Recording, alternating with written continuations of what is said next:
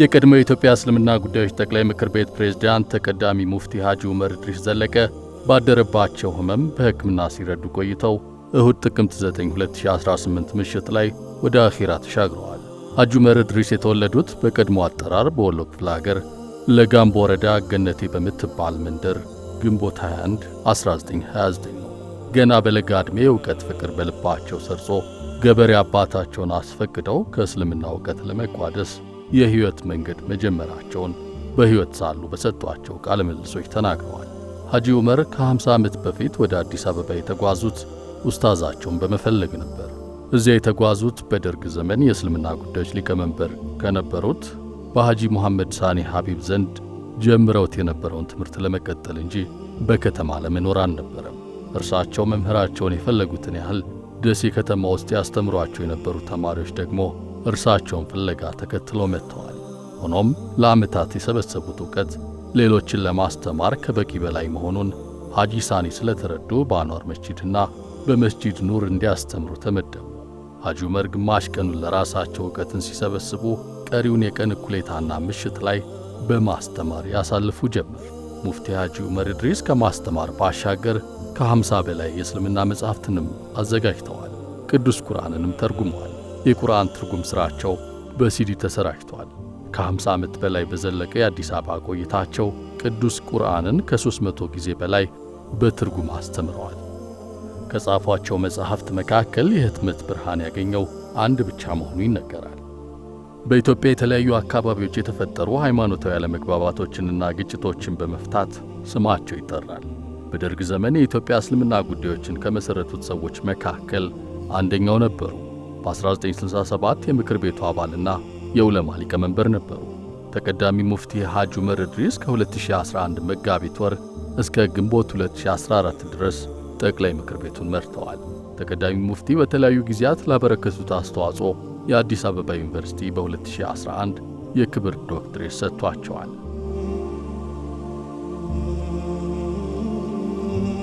በተቀዳሚ ሙፍቲ ሐጂ ዑመር ኢድሪስ ህልፈት የወቅቱ የኢትዮጵያ እስልምና ጉዳዮች ጠቅላይ ምክር ቤት ፕሬዝዳንት ሼህ ሐጂ ኢብራሂም ቱፋ የተሰማቸውን ሐዘን ገልጸዋል።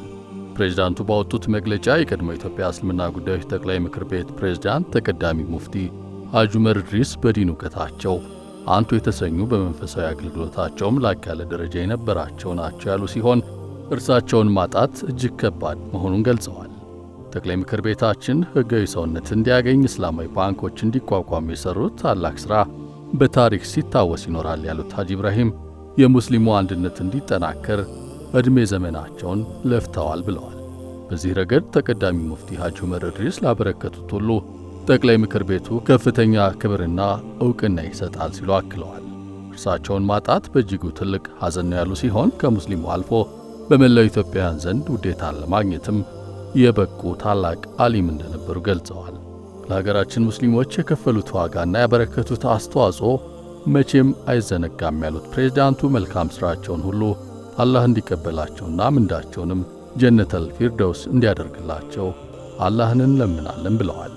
በተመሳሳይ የአዲስ አበባ እስልምና ጉዳዮች ከፍተኛ ምክር ቤት ፕሬዝዳንት ሼህ ሱልጣን አማን ኤባ በተቀዳሚ ሙፍቲ ሐጂ ዑመር ኢድሪስ ህልፈት የተሰማቸውን ሐዘን ገልጸዋል።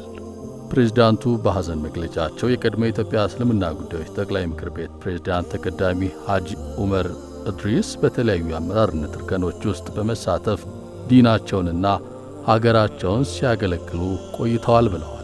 በዚሁ ተግባራቸው ለትውልድ ተሻጋሪ የሚሆኑ ተግባራትን ለመገንባት የቻሉ ታላቅ ሰው እንደነበሩም አንስተዋል።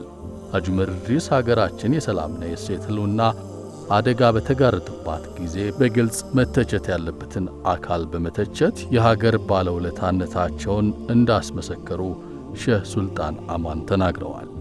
በተመሳሳይ ዓለም አቀፉ የሙስሊም ምሁራን ኅብረት በተቀዳሚ ሙፍቲ ሐጂ ዑመር ኢድሪስ ህልፈት የተሰማውን ሐዘን ገልጿል።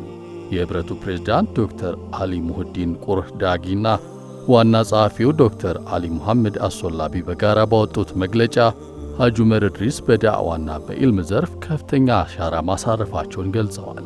ህልፈታቸውን ተከትሎ ጠቅላይ ሚኒስትር አብይ አህመድ የሐዘን መግለጫ ወጥተዋል።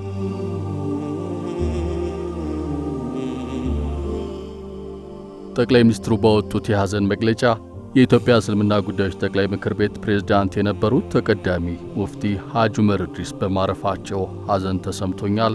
ሐጂ ዑመር በአመራር ዘመናቸው የተለያዩ ወገኖች ወደ አንድነት እንዲመጡና የእስልምና ጉዳዮች ጠቅላይ ምክር ቤት በሕግ ዕውቅና እንዲኖረው ያደረጉትን አስተዋጽኦ ሁሌም እናስታውሰዋለን ብለዋል። በተጨማሪም ፕሬዝዳንት ታዬ አጽቀሥላሴ፣ ከንቲባ አዳነች አቤቤና ሌሎች ከፍተኛ የመንግሥት ባለሥልጣናት የተሰማቸውን ሐዘን ገልጸዋል። ሚንበር ቲቪ በተቀዳሚ ሙፍቲ ሐጂ ዑመር ኢድሪስ ሕልፈት የተሰማውን ሐዘን እየገለጸ አላህ ሱብሓነሁ ወተዓላ ለመላው ሙስሊም ማኅበረሰብ መጽናናትን፣ ለእርሳቸው ማረፊያቸውን ጀነት እንዲያደርግ ይመኛል።